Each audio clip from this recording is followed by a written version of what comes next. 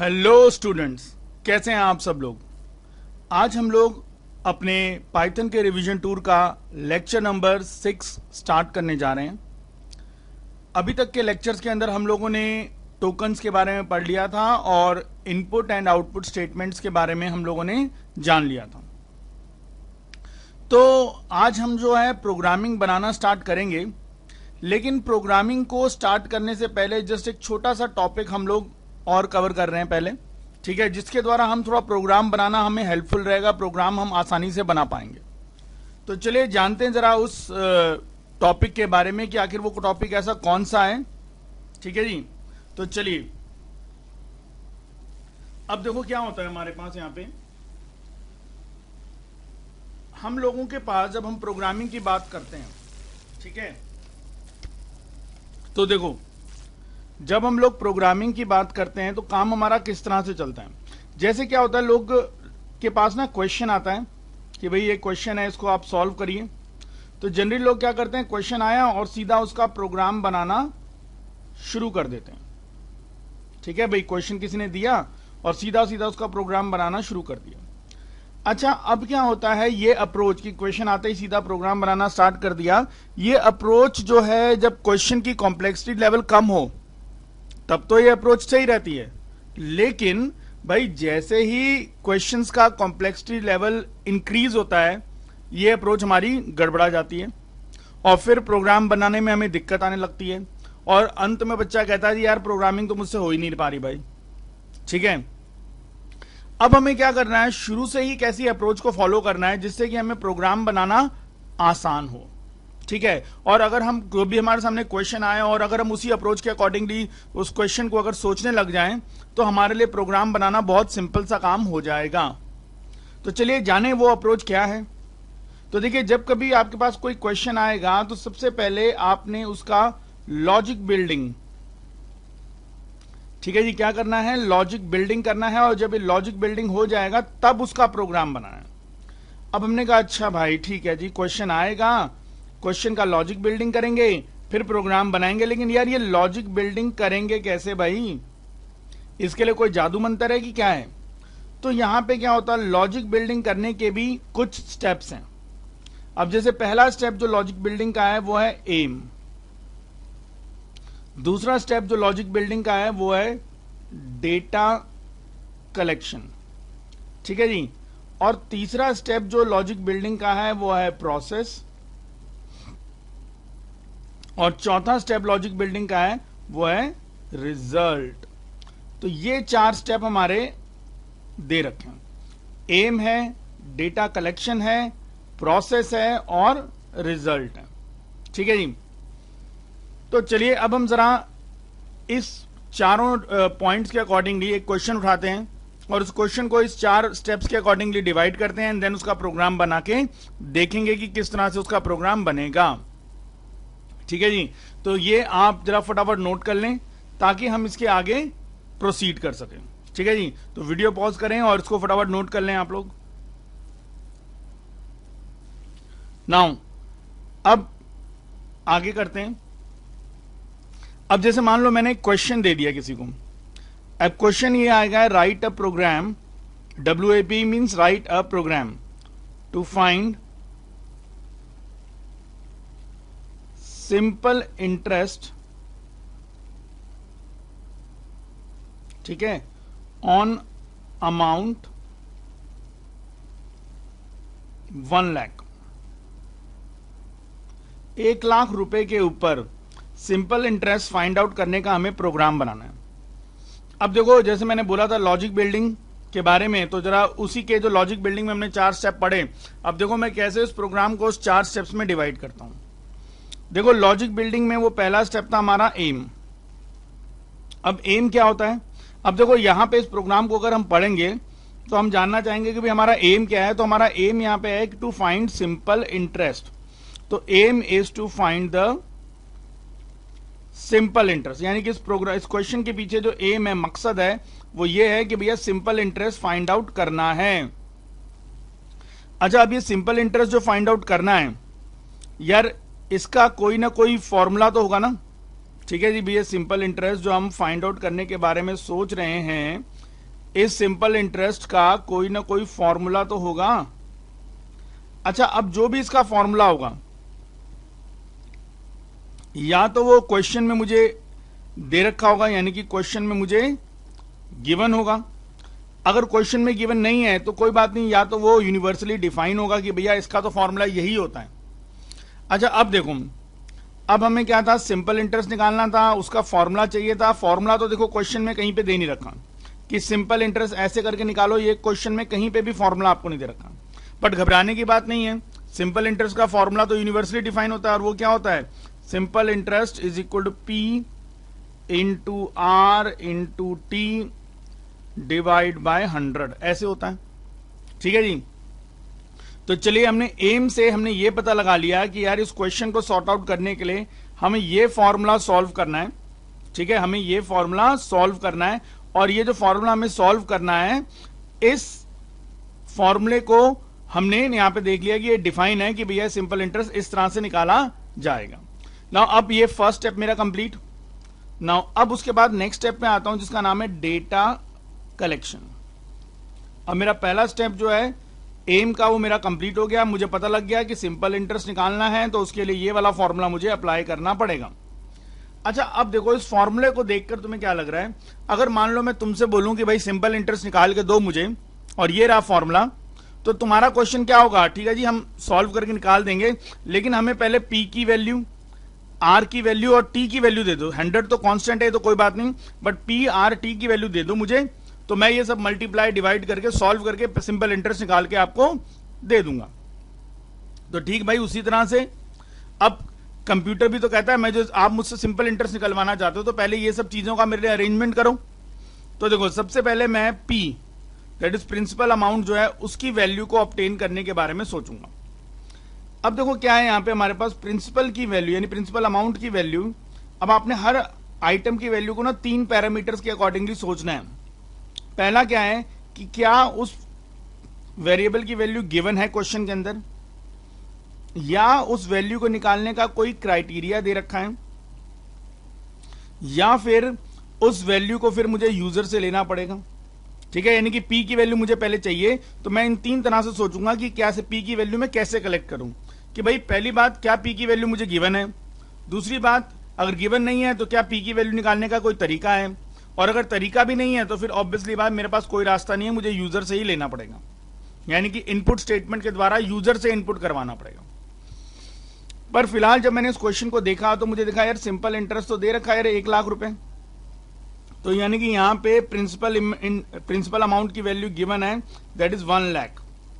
ठीक है, तो इस स्टेटमेंट को देखकर मैंने देख लिया कि हाँ भाई प्रिंसिपल अमाउंट की वैल्यू मेरे पास है 1 लाख, और वो मैंने लगा दी यहां पे। अच्छा चलो, पी की वैल्यू तो हो गई, अब रह गया मेरे पास आर, और दूसरा रह गया मेरे पास टी। अब मैंने देखा क्या आर की वैल्यू क्वेश्चन में गिवन है, या क्राइटेरिया है, या मैं यूजर से लूं। अब मैंने देखा इस क्वेश्चन में रेट ऑफ इंटरेस्ट की वैल्यू गिवन नहीं है। अच्छा, रेट ऑफ इंटरेस्ट की वैल्यू निकालने का कोई तरीका नहीं दे रखा, तो अल्टीमेटली मेरे पास लास्ट ऑप्शन क्या बच गया कि भाई मैं यूजर से ले लूं। अच्छा, सेम यहाँ पे आप टी में भी देखें, यहाँ पे टाइम पीरियड की वैल्यू भी इस क्वेश्चन में दे नहीं रखी कि कितने टाइम पीरियड तक के लिए लोन है, कोई क्राइटेरिया भी नहीं बता रखा कि टाइम पीरियड ऐसे करके फाइंड आउट कर लो। तो यहाँ पे भी हमारे पास ऑप्शन नहीं बचेगा, यहाँ पे भी हमें यूजर से ही इनपुट लेना पड़ेगा। तो ठीक है, पी की वैल्यू गिवन और आर की वैल्यू यूजर से ले लेंगे, टी की वैल्यू भी यूजर से ले लेंगे। जब ये मेरा डेटा कलेक्शन का स्टेप खत्म हो जाएगा तो इसमें मेरे पास पी की वैल्यू भी हो चुकी होगी, आर की वैल्यू भी मिल चुकी होगी, और टी की वैल्यू भी मिल चुकी होगी। जब ये तीनों वैल्यूज मुझे मिल चुकी हैं तो अब मैं क्या करता हूं, इनका प्रोसेस। अब प्रोसेस में मैं क्या करूंगा, simple interest is equal to P multiply के लिए ये स्टार वाला सिंबल रहता है आर, फिर मल्टीप्लाई के लिए स्टार वाला सिंबल, और ये होल डिवाइड बाय किससे करना है, मुझे 100 से डिवाइड करना है। ठीक है, तो प्रोसेस में ये वाली लाइन एग्जीक्यूट कर दूंगा, और जब ये वाली लाइन एग्जीक्यूट हो जाएगी तो उसके बाद लास्ट मेरे सामने क्या आएगा, रिजल्ट। और रिजल्ट क्या है भाई, जो भी एसआई की वैल्यू कैलकुलेट हुई है वो हमें शो कर देनी है, तो मैं एसआई की वैल्यू यहाँ पे यूजर को शो करवा दूंगा। ठीक है, तो आप देख रहे हैं कैसे मैंने एक प्रोग्राम को इन 4 स्टेप्स में डिवाइड कर दिया। तो चलिए फटाफट आप इसको पहले नोट कर लीजिए, देन इसी के अकॉर्डिंगली जैसे जैसे मैंने लॉजिक बिल्डिंग कराया मैं एग्जैक्टली वैसे ही प्रोग्राम भी इसका प्रिपेयर करूंगा। ठीक है जी। तो जल्दी से आप ये लॉजिक बिल्डिंग नोट करें फटाफट।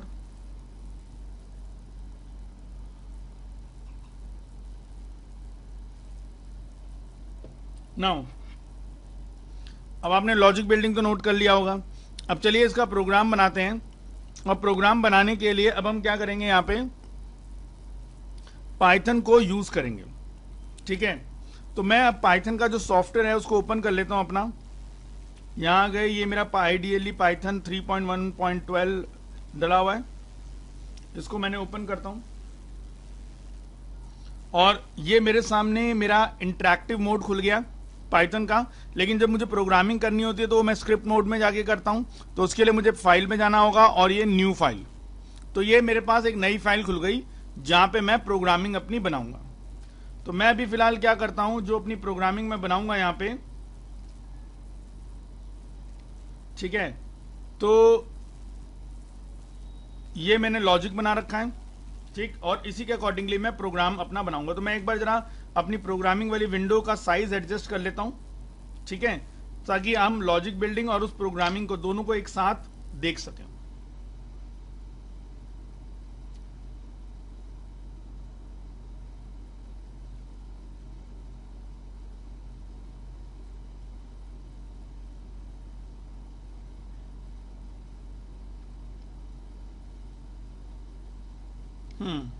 तो ये देखो जी, मैंने अभी फिलहाल अपनी प्रोग्रामिंग वाली विंडो को और जो जहां पे मैंने ये पूरा लिखा हुआ है वो मैंने दोनों को अलाइन कर दिया। अब मैं बिल्कुल जैसे से मैंने यहाँ पे लॉजिक बनाया है, मैं बिल्कुल एग्जैक्टली उसी के अकॉर्डिंगली यहाँ पे कोड लिखना स्टार्ट करूंगा। ठीक है, तो देखो पहले तो एम में तो मेरे को सिर्फ फॉर्मूला पता लगा, एम से तो मुझे कुछ नहीं करना। मैं अपना प्रोग्रामिंग मेनली स्टार्ट कहां से करूंगा, ये डेटा कलेक्शन वाला जो पार्ट है ना, इससे स्टार्ट करूंगा। ठीक है, तो चलिए, डेटा कलेक्शन में पहला पार्ट दे रखा है कि पी की वैल्यू वो है गिवन थी, तो वो असाइन कर देनी है हमने 1 लाख के अकॉर्डिंगली। तो मैंने देखो यहां पे वेरिएबल लिया पी इज इक्वल टू, ये लिख दिया 1 लाख। ठीक है भाई, इतना काम कर लिया। देखो ये पी की वैल्यू गिवन का था, मैंने वही एज इट इज गिवन के अकॉर्डिंगली पी की वैल्यू लिख दी। अब आगे देखते हैं नेक्स्ट क्या है इसमें। अच्छा, अब आर की वैल्यू हमें यूजर से लेनी है, तो मैंने लिखा R is equal to float input enter rate of interest. ठीक है जी, तो ये जैसे मैंने आपको इनपुट स्टेटमेंट बताई भी हुई है, बिल्कुल एग्जैक्टली वैसे ही करना है। और फिर टाइम पीरियड लेना है, तो int input enter time in years. ठीक है, ये टाइम आ गया हमारे पास। तो भाई हमने प्रिंसिपल अमाउंट भी मिल गया, हमें रेट ऑफ इंटरेस्ट भी मिल गया, हमें टाइम भी मिल गया। अब तीनों चीजें आ गई मेरे पास। अब नेक्स्ट मुझे क्या करना है, प्रोसेस करना है। अब प्रोसेस में मैंने करा S I is equal to P into R into T और डिवाइड बाय 100। तो भैया ये डिवाइड बाय 100 भी हो जाएगा। उसके बाद लास्ट स्टेप में मुझे क्या करना है, जो भी सिंपल इंटरेस्ट की वैल्यू आई है वो शो करनी है। तो मैंने लिखा जी प्रिंट, और यहां पे पहले मैसेज लिख दिया simple interest is equal to, और उसके बाद मैं चाहता हूं एस आई की जो वैल्यू है वो दिखे। तो बस हो गया जी मेरा प्रोग्राम कंप्लीट। ठीक है, ये जो भी मैंने यहां पे लॉजिक बिल्डिंग बनाया, मैंने एग्जैक्टली उसी लॉजिक बिल्डिंग के अकॉर्डिंगली अपना ये प्रोग्राम यहां पे देखो तैयार कर दिया। ठीक है, देख सकते हैं आप इस प्रोग्राम को। अब मैं इस प्रोग्राम को एक बार सेव करके रन करता हूं, तो आपको पता होगा कि इसको सेव करने के लिए हम F5 की दबाते हैं। तो जैसे F5 की दबाते हैं तो पहले हमसे सेव करवाएगा, देन उसके बाद ये इसको एग्जीक्यूट कर देगा। तो चलिए अब इसको सेव ओके करते हैं। पहले ये सेव करेगा, तो मैंने यहाँ पे ASH नाम दे दिया इसको। Okay, save. अब देखिए ये मुझसे रेट ऑफ इंटरेस्ट मांग रहा है, मान लो मैंने रेट ऑफ इंटरेस्ट दे दिया 12%। टाइम मांग रहा है 3 साल। तो देखिए सिंपल इंटरेस्ट कितना आएगा यहाँ पे 36,000। ठीक है, तो ये देखो हमारा सारा कुछ कैलकुलेट होके आ गया ना यहाँ पे पूरा पूरा। तो आप देख सकते हैं कि यहाँ पे हमने लॉजिक बिल्डिंग बनाई। ठीक है, पहले लॉजिक बिल्डिंग पूरी तैयार करी, और इस लॉजिक बिल्डिंग के बाद हमने क्या करा, हमने ये प्रोग्राम बनाया। ठीक है, ये प्रोग्राम, और जब इस प्रोग्राम को हमने रन किया तो हमें ये हमारा आउटपुट मिल गया। ठीक है, आई होप आपको ये क्लियर हो गया होगा। ठीक है, एक क्वेश्चन और करके देखते हैं इसमें हम लोग फटाफट। तो अब जो नेक्स्ट क्वेश्चन है उसको अप्लाई करते हैं। तो मैं इसको अभी मिटा रहा हूं और नेक्स्ट क्वेश्चन लिखता हूं यहां पे। सो चलिए, अब हमारा नेक्स्ट क्वेश्चन है यहां पे, write a program to find area and perimeter of a rectangle. ठीक है, area and perimeter of a rectangle. अब देखो यहां पे इसका पहले वही लॉजिक बिल्डिंग बना रहे हैं। तो पहले भाई हमारे पास एम आता है। एम क्या है क्वेश्चन का, हमें एरिया और पेरीमीटर फाइंड आउट करना है। तो हमारे पास एम है कि एरिया एंड पेरीमीटर निकालना है हमें रेक्टेंगल का। ठीक है, अच्छा, अब ये जो एरिया और पेरीमीटर निकालना है, ऑब्वियसली इसका कोई ना कोई फॉर्मूला तो होगा। ठीक है, और ये फॉर्मूला या तो हमें क्वेश्चन में गिवन होगा, अगर गिवन नहीं है तो कोई बात नहीं, ये ऑलरेडी मैथ्स में डिफाइन होगा। तो फिलहाल गिवन तो था नहीं है, बट हाँ डिफाइन है कि एरिया जो होता है वो कैसे निकलता है, रेक्टेंगल का होता है लेंथ इनटू ब्रेड्थ, और जो पेरीमीटर होता है वो क्या होता है 2 ब्रैकेट में L प्लस बी, ये फॉर्मूला होता है। ठीक है जी, और अब ये हो गया हमारा। नाउ इसके बाद नेक्स्ट आता है हमारे सामने कि भाई अब हमने ये तो कर लिया, अब नेक्स्ट हमारे पास है कि भैया डेटा कलेक्शन पे वाले पार्ट पे आ गए हम लोग यहां पे। अच्छा, अब इस डेटा कलेक्शन वाले पार्ट में देखेंगे पहले जो फर्स्ट फॉर्मूला है मेरे पास, उसमें मुझे L और B ये 2 वैल्यूज चाहिए। अच्छा, दूसरा फॉर्मूला यार इसमें भी मुझे L और B ही चाहिए। अगर L और B मिल जाएगा तो मेरा ऊपर वाला फॉर्मूला भी बन जाएगा और नीचे वाला फॉर्मूला भी हो जाएगा। तो मैं पहले वही L और B को देखता हूं। तो सबसे पहले मैंने L की वैल्यू देखी हुई। L की वैल्यू कैसे मिलेगी, क्या गिवन है, क्राइटेरिया है, या यूजर से लूं। तो देखो इस क्वेश्चन में कहीं पे भी लेंथ की वैल्यू दे नहीं रखी, और ना ही इस क्वेश्चन में आपको यह बताया हुआ है कि लेंथ की वैल्यू ऐसे करके कैलकुलेट कर लो। तो ऑब्वियस बात है मुझे यूजर से लेना पड़ेगा। सेम ब्रेड्थ के साथ भी ऐसा है, वो भी मुझे गिवन नहीं है, क्राइटेरिया नहीं है, तो मुझे ऑब्वियसली यूजर से लेना पड़ेगा। और जब ये दोनों चीजें मुझे मिल जाएंगी तो उसके बाद फिर मैं क्या करूंगा, प्रोसेस करूंगा। और प्रोसेस में जैसे एरिया निकलेगा मेरा L मल्टीप्लाई स्टार लगता है B, और पेरीमीटर, अब देखो जैसे फॉर्मूला लिखा है 2। अब देखो हमें तो यहां पता लग रहा है कि 2 इससे मल्टीप्लाई हो रहा है, लेकिन कंप्यूटर को नहीं पता लगेगा। अगर आपने मल्टीप्लाई करवाना है तो आपको ये सिंबल लिखना ही पड़ेगा। तो दिस L प्लस B, तो ये फॉर्मूला हो गया हमारा प्रोसेस में। और जब ये प्रोसेस में फॉर्मूला निकल जाएगा देन उसके बाद रिजल्ट हम निकालेंगे, और रिजल्ट में हम एरिया की वैल्यू प्लस पेरीमीटर की वैल्यू, इन दोनों की वैल्यूज को हम लोग यहां पे शो कर देंगे।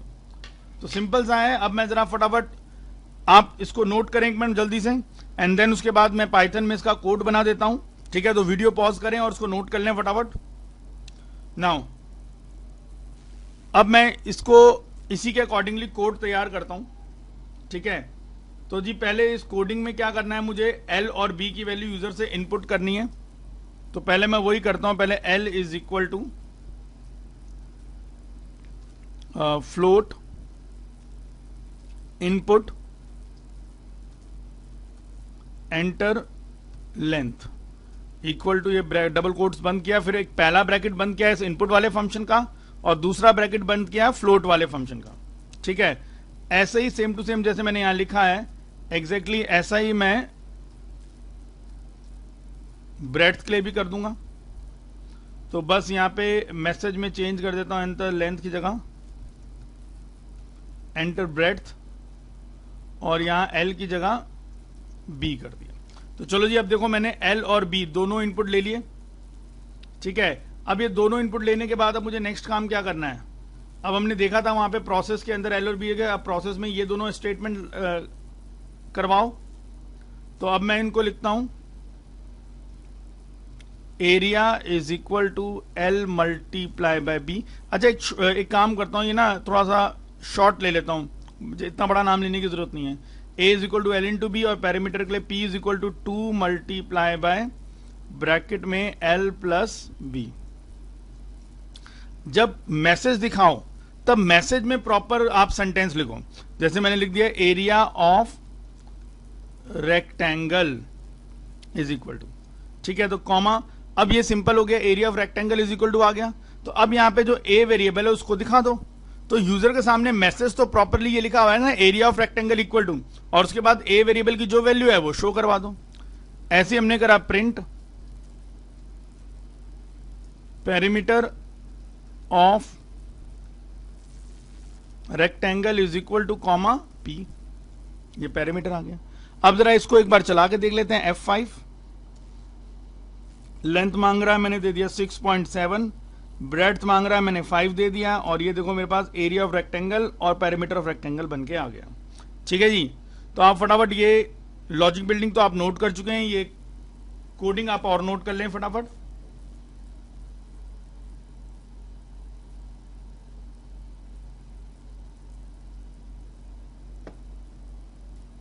हाँ जी, तो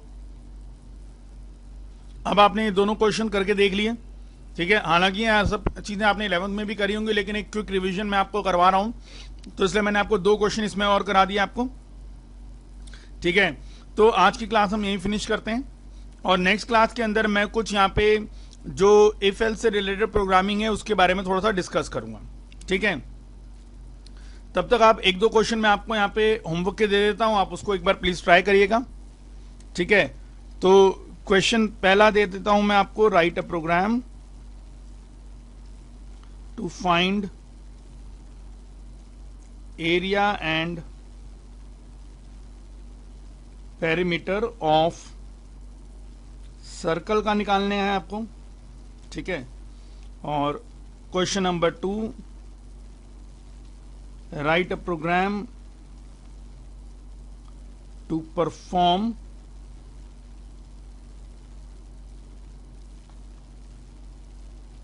temperature conversion from Celsius to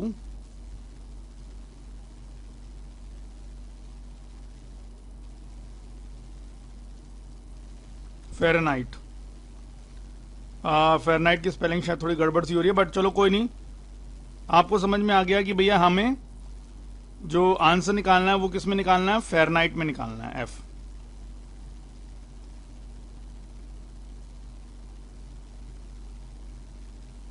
ठीक है। उसके बाद क्वेश्चन नंबर 3 है, write a program to find total and percentage of a student in 3 subjects। 3 subjects user से लेने हैं और फिर उनका टोटल भी निकाल के देना है, ठीक है, और फिर उसका जो परसेंटेज बनता है वो भी निकाल के देना है। मतलब हम चाहते हैं कि पहले यूजर अपने सब्जेक्ट 1 के नंबर डालें, फिर सब्जेक्ट 2 के नंबर डालें, फिर सब्जेक्ट 3 के नंबर डालें, और जब ये तीनों चीजें डाल ले वो, तो आप कैलकुलेट करके उसका क्या बता दें कि भैया उसका टोटल कितना बना पहले तो तीनों सब्जेक्ट का, और फिर टोटल निकालने के बाद आप ये निकालिए कि भाई उसकी परसेंटेज कितनी बनी। परसेंटेज का फॉर्मूला आपको ये होता है हमारा कि भाई marks obtained divide by maximum marks into 100, ठीक है। ये आपको परसेंटेज निकालने का ये फॉर्मूला होगा, आप इसको एक बार लगा के देखिएगा, ठीक है। ये मार्क्स ऑब्टेन्ड वाली जगह पे, ये मार्क्स ऑब्टेन्ड वाली जगह पे तो टोटल की वैल्यू आ जाएगी, और मैक्सिमम मार्क्स जो, जैसे मान लो एक सब्जेक्ट अगर 100 नंबर का होता है तो 3 सब्जेक्ट कितने नंबर के हो जाएंगे मेरे, टोटल 300 नंबर के हो जाएंगे, नहीं मैक्सिमम मार्क्स 300 है, तो ये मैक्सिमम मार्क्स वाली जगह पे 300 आ जाएगा, और बाकी 100 तो है ही, ठीक है।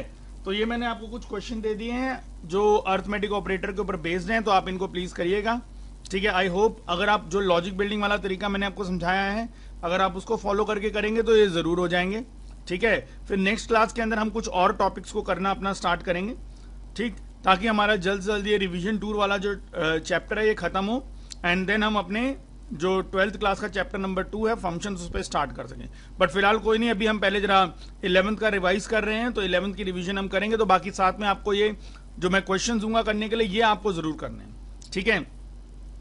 तो चलिए आज की क्लास हम यहीं पे फिनिश करते हैं। नेक्स्ट क्लास के अंदर हम लोग इफ एल्स से रिलेटेड कुछ केसेस को देखेंगे और जानेंगे कि ये इफ एल्स होते क्या है और क्या क्या इसका यूजेज है, ठीक है। तो चलिए, okay, thank you very much, have a nice day. मिलते हैं हम लोग अगली क्लास में, तब तक के लिए goodbye, bye bye, take care.